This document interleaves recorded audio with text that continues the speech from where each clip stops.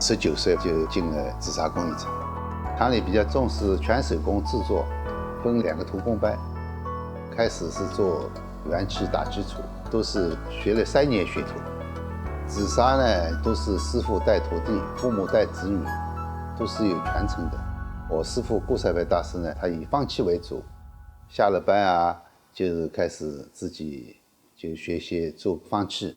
后来因为厂里啊接到的方漆任务呢人手少，就把我们师兄弟都顶上去了，逐步养成了做方漆的习惯。倪邓乾的40年，让华老师的手艺完成了从徒工到紫砂最高职称的跃迁。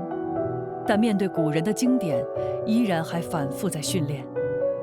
徒工也好，大师也罢，最后都是用壶说话。